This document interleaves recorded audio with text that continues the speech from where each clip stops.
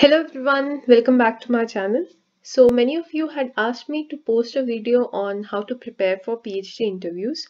So here I am to express and share my views on such preparations and to share my own experience, how I had prepared and what did I learn in the entire PhD interviews procedure. So let's get into it and let's see how we prepare the best for such interviews.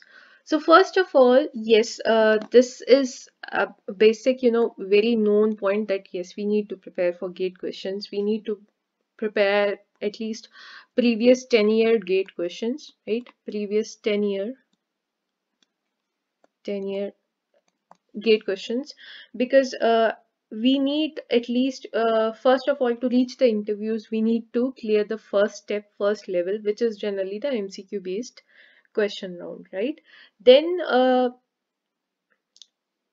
basically different IITs have different patterns, different levels of such PhD examinations. Some prefer only the MCQ and then the interviews, whereas in some cases there is also a coding test and also a subjective test, and then finally the interview round is there.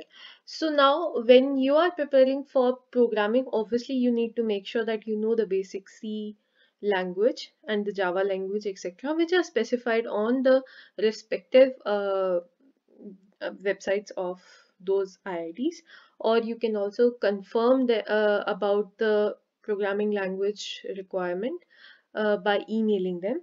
As such, at my time, there was no programming test. There was a subjective test and the MCQ test, and later on, we had the interview procedures.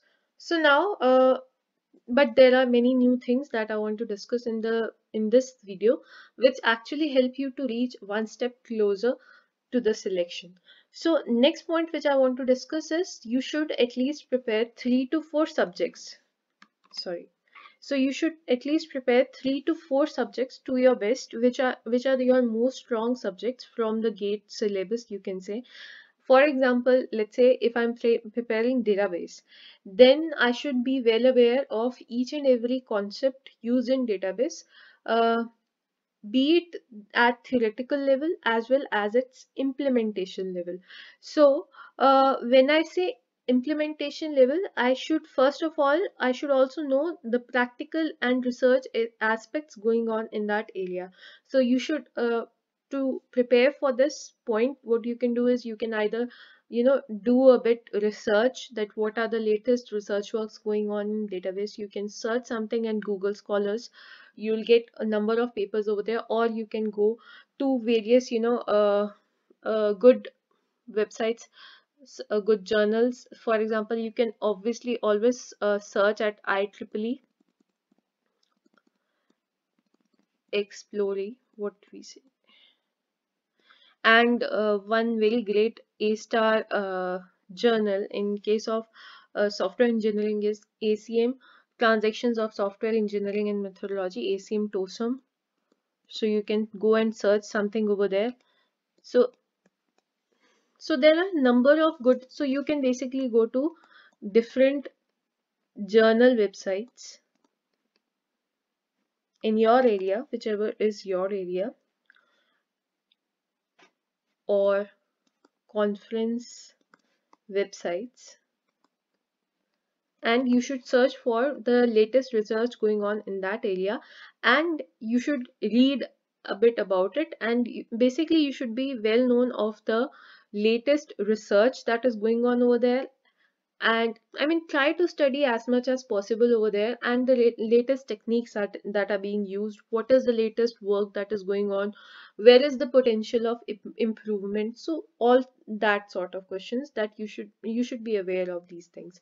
Then when I said implementation level, for example, let's take an example of database. If I said database is one of my strong subjects, or database is something which I'm interested into, then I should be very well aware of what are the two basic types of databases which are available as options. For example, there are structured and there are also unstructured ones. So when we say unstructured, MongoDB is one of the first example that comes into my mind. And when I say structured, something which is very common and obvious is SQL, structured query language. Then I should be very well aware about, I mean, this should not only be a thing that you should be aware about, you should be aware about the detailed differences between both of them. Why one of them is called as the structured, why the other one is called as unstructured, what is the difference at implementation level, what are the different query types. I mean, you should be knowing at least the basic types. They're not expecting you to be pro in the field for knowing the different types of databases, and also, you know, remembering the entire set of queries in your mind. But obviously, if you know, it is a bonus. And if you have a little bit information about it, it generally shows your interest and your tendency to learn new things. Okay. And it also basically tells them that you have done some sort of homework before coming over there to, and so you have prepared for the interviews in some manner. Then yeah, so then coming to the programming part, yes, you should, at least you should master at least one programming language to the best. And they may ask you that which is the programming language in which you program the most. So you should be well aware of all its syntax, everything. You should be very comfortable in it. So preferably Java or Python should be one of the programming languages, because you can code almost everything in it. And for me, Python works better than Java, because you can code into smaller number of lines for the same thing, but I use both of them interchangeably to implement different things. So yes, they may ask you, and this can be a very much obvious question, because they cannot be a PhD without, you know, implementing anything. So they may ask you that which is one of your favorite programming languages, or which is the programming language you are comfortable in.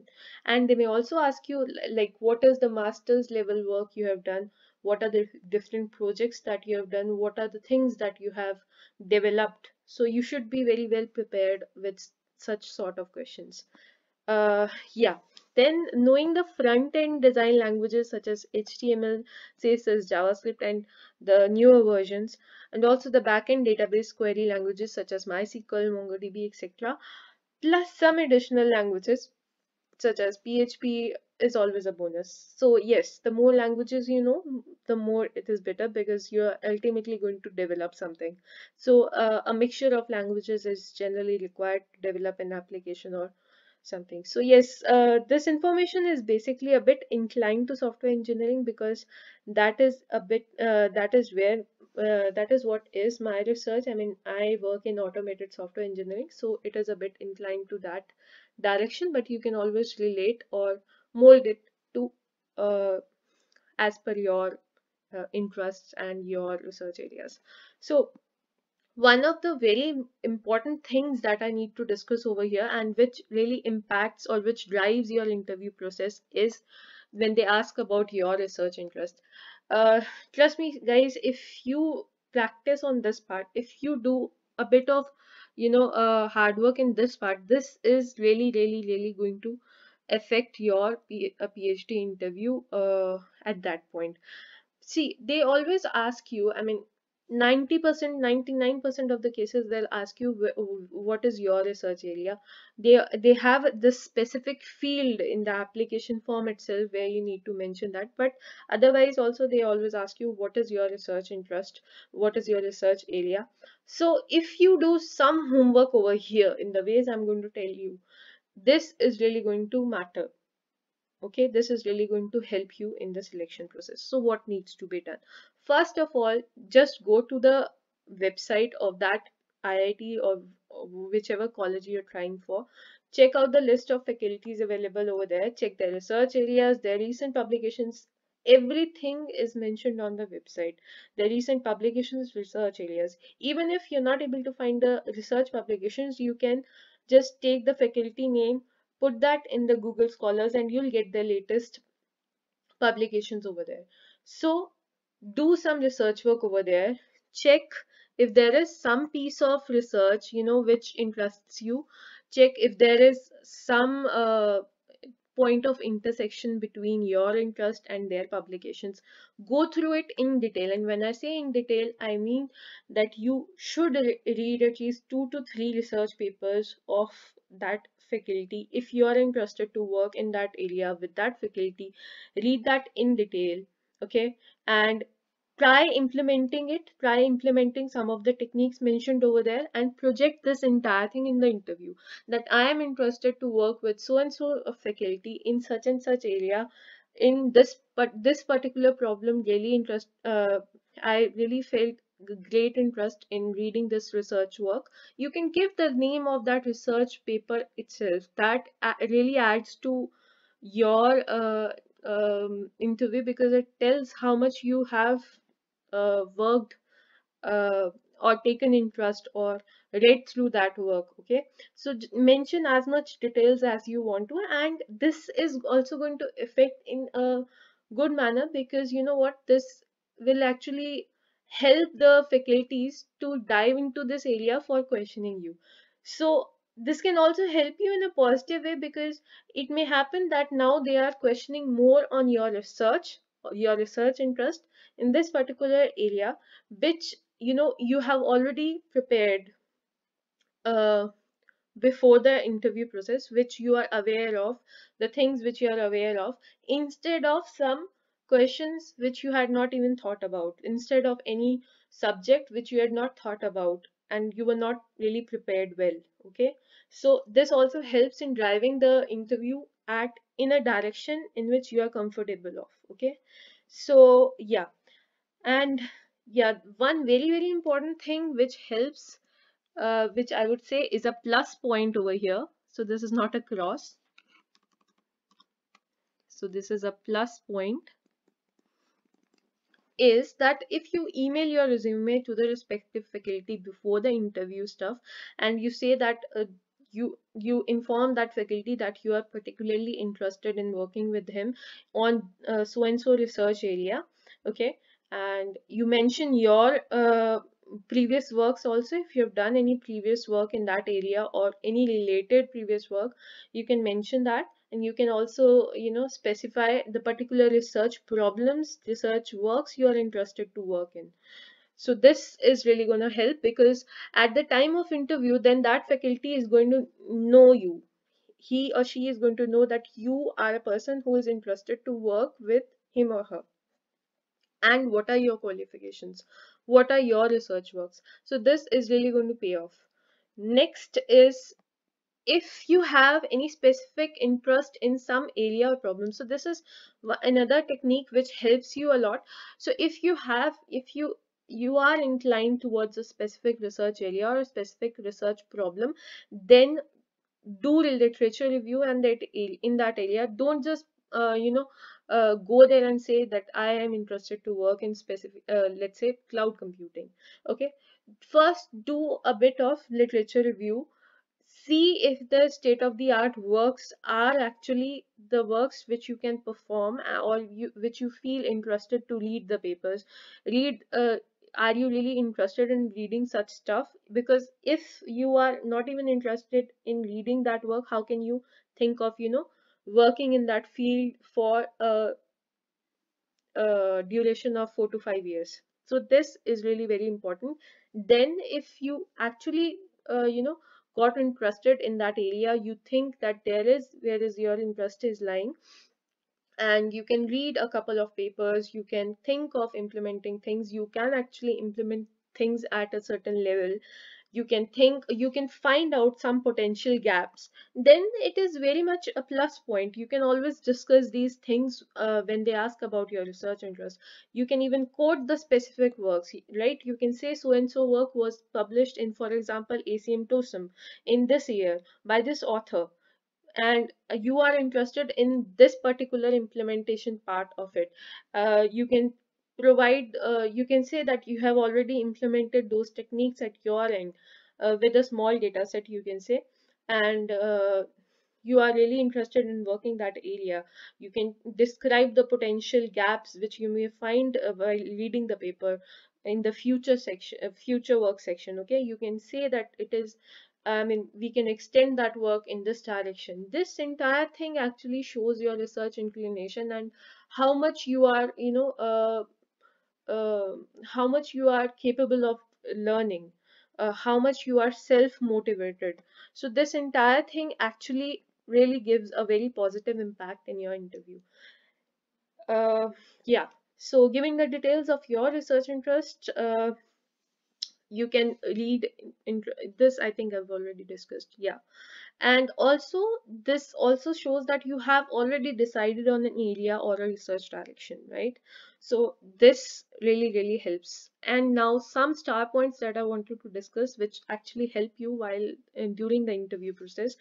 First one is never, never, never hesitate in clarifying the question. If an examiner, for example, if a faculty member asked you a question and you got the question but not completely, so it's always better to ask the faculty politely to repeat the question, uh, because it is really good to clarify it than to answer it wrongly, right? You can even ask the question twice. You can say that you are not a bit clear with the question, so the examiner may help you, the faculty may help in clarifying the question by asking it in a different manner.